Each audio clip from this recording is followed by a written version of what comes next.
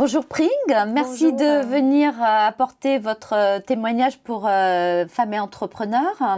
Alors vous avez un parcours particulier puisque vous êtes d'origine thaïlandaise, vous avez la nationalité américaine, vous avez fait vos études aux États-Unis, alors plutôt au départ dans le domaine artistique, littéraire.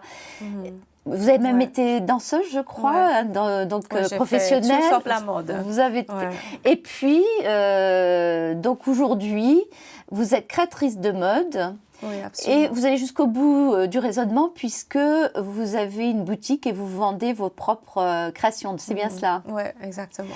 Alors, vous, en fait, ce sont des chaussures, de la maroquinerie? Chaussures, maroquinerie, petits accessoires en cuir. Alors donc Voilà. vous avez décidé de devenir entrepreneur, pour quelle raison? Puisque bon, vous étiez jusque-là plutôt en freelance. Oui, en freelance. J'ai travaillé pendant 3 ans, puis une agence de publicité, et je me rends compte que finalement, j'aime travailler pour moi-même. Et pour moi, le plus important, c'est garder mon indépendance et ma liberté de faire ce que je veux. Pour moi, Non, pour vous, l'entrepreneuriat, c'est la liberté. C'est ça, c'est la liberté. Et alors, pourquoi, par rapport à votre parcours antérieur, qu'est-ce qui vous a amené à, justement, à fabriquer des chaussures depuis, vous dessinez, vous faites tout. Oui, je suis autodidacte, j'ai appris tout de zéro. Mais j'étais toujours fan des chaussures et en étant danseuse, je suis très sensible aux pieds et la marche. C'est quelque chose qui m'intéresse depuis toujours. Et en fait, c'est un peu par hasard parce que je me trouve en France et j'ai rencontré... en fait, une créatrice thaïlandaise de chaussures qui avait sa propre usine, fait une licence pour Charles Jourdan et voulait vendre son usine. Et je me disais, quelle opportunité, j'aimerais racheter cette usine. Je n'avais pas le moyen de racheter, mais j'ai rencontré pas mal de gens dans ce domaine. Donc, j'ai vu il y a une manque en Europe pour la production de chaussures faites main, vraiment haut de gamme, mais en petite quantité. Et donc, vous avez... Donc, j'ai lancé mon propre petit atelier en Thaïlande d'abord. Et puis, par hasard aussi, j'ai un copain qui vendait son atelier en pleine marée au Charlot. Et je voulais rester en France, j'adore Paris. Donc, j'ai décidé d'investir dans cette boutique. Voilà. Alors, d'habitude, on a plutôt les entrepreneurs qui qui quittent la France pour aller s'installer soit aux États-Unis, soit en Orient, en Asie, parce que ils trouvent que c'est plus facile là-bas. Vous avez fait l'inverse et finalement, c'est Paris que vous avez choisi pour démarrer cette activité. Alors bon, vous avez donc une boutique, des salariés sur Paris. Vous vendez aussi par le biais de sites de commerce électronique. Et donc, vous avez quand même vous faites travailler plus de 40 salariés donc, en Thaïlande. Donc, vous êtes un vrai chef d'entreprise. Ouais. Et comment vous, justement... Alors, vous ne pouvez pas tout faire, donc vous occupez de toute la partie création, production, mais vous vous êtes fait... Oui, c'est très important d'associer avec le bon partenaire. Et même que je suis entrepreneur, mais je ne suis pas du tout businesswoman au sens que je ne connais pas du tout les lois, la loi française, et ça ne m'intéresse pas. Oui. C'est pas pour ça que j'ai créé une entreprise, c'est pour garder ma liberté, pour être ma propre boss. Donc, j'ai la chance de pouvoir associer avec un partenaire qui gère... qui gère toute la partie financière, administrative. Ouais. D'accord. Aujourd'hui, comment vous en êtes où? Donc, vous avez, par rapport à vos prévisions de développement, vous avez l'intention de vous étendre à l'étranger, donc de vous développer aussi en France? Oui, la stratégie, c'est de voir Paris comme ma base pour créer. Donc, le studio de création, c'est Paris. Et pour moi, c'est très important d'être ici.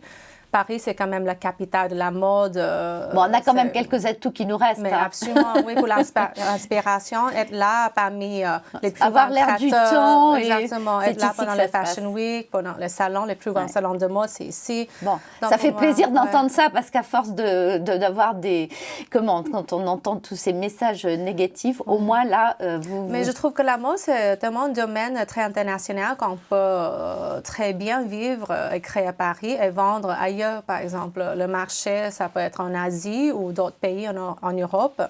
Mais j'ai décidé d'habiter et créer à Paris. Et alors, vous qui avez pas mal voyagé, puis qui êtes un peu, vous avez plusieurs pays finalement d'origine, quelles sont pour vous les valeurs les plus importantes? Pour moi, l'intégrité, ça veut dire l'honnêteté. Par exemple, je copie personne et être à l'aise avec toutes ces décisions et être vrai avec soi-même. Ça, c'est le plus important et c'est pour ça d'ailleurs que j'ai créé mon propre entreprise parce que j'ai décidé que je veux suivre mon propre chemin. C'est une des motivations également.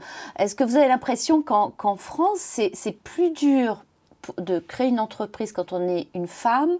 Pas qu'en France. Je pense que pour les femmes, de vraiment décider parce que il faut donner à 100% en fait quand on crée une entreprise. À mon avis, pour les femmes, c'est plus 120 ou 140. 140, même 210. Mais c'est vraiment énorme, c'est une énergie. C'est vraiment, il faut consacrer sa vie et vraiment croire à fond. Oh oui, je veux devenir entrepreneur parce que c'est fun. C'est vraiment pas ça. C'est un vrai métier. Vraiment, c'est un vrai. Et il faut prendre plaisir aussi. Voilà. Il ne faut pas prendre ça comme quelque chose de chiant. Parce qu'en France, souvent, je suis plus américaine dans ce respect-là, où je suis fière de mon boulot, j'adore travailler et j'assume complètement mon métier. Il y a ce côté en France que le travail, c'est chiant. Donc, il y a cet aspect culturel, mais aussi, je trouve qu'il y a énormément de pression dès qu'une femme arrive à la trentaine, de commencer à penser aux enfants, se marier, créer une famille. Vous pensez que ça casse un peu parfois la dynamique et que... Oui, parce que pour moi, avoir un bébé, c'est aussi un full-time job. C'est vraiment, même si, bien sûr, il y a des aides sociales et les hommes, mais... finalement, c'est un boulot énorme de voir un enfant. Et pour moi, je peux pas. Personnellement, je peux pas faire les deux. Bon. Donc, j'ai choisi. On verra. Vous avez encore du temps devant vous. Alors, j'ai envie de vous demander quel est votre rêve aujourd'hui. Ou est-ce que c'est un rêve permanent que vous vivez, puisque c'est la vie que vous avez choisie. Donc, sinon, qu'est-ce que vraiment vous a... De continuer de développer ma marque et développer assez pour que je puisse créer. Alors, la marque, on ne l'a pas dit, mais c'est votre prénom, en fait. Oui, Pring, donc, Pring. Ouais. Oui, j'aime bien. Voilà, donc c'est un joli prénom. Il manque plus que le S pour faire Spring, mais... Oui, ça rappelle Spring. C'est punchy, c'est court, on peut prononcer. Voilà, donc vous, votre souhait, c'est de continuer à développer la marque, oui, et éventuellement... On peut, par exemple, je lance un salon de thé dans un mois, un salon de café Pring, aussi dans le Marais. Donc, et on va vendre des chaussures aussi, donc c'est une sorte de shoe, café. Donc, je suis excitée. Donc, vous cherchez à innover aussi créer des projets transversaux et collaborer avec, pourquoi pas, d'autres créateurs ou artistes. C'est un domaine où il y a beaucoup de talents et il y a peu d'élus. Donc, c'est vrai que vous avez été au bout de votre projet, vous avez réussi. Il y en a beaucoup qui, malheureusement, sont un peu sur... Bon, c'est une business aussi, la mode. C'est pas juste un art. Il faut avoir une vraie stratégie. Voilà. Il faut avoir un vrai business plan. C'est bien de le dire. C'est vrai qu'on ne peut pas s'improviser comme ça. Non. Bon, j'ai essayé, je l'ai nulle part et finalement, grâce à mon partenaire qui peut gérer sur ce côté-là, je suis plus libre de faire la création de mon concentré. Vous ne perdez pas votre indépendance, au contraire, ça vous redonne de la liberté, pas du tout, à condition de bien choisir. Exactement. Un dernier message pour toutes ces femmes qui, parce qu'on en voit beaucoup, qui sont douées, qui font soit dans la mode, soit dans la création artistique. Qu'est-ce que vous avez envie de leur dire ? Il ne faut pas juste rêver, mais créer un plan concret Et trouver des gens, si on manque une compétence, trouver des gens qui ont ces compétences-là pour s'associer et créer et être réaliste, pragmatique, aussi souple.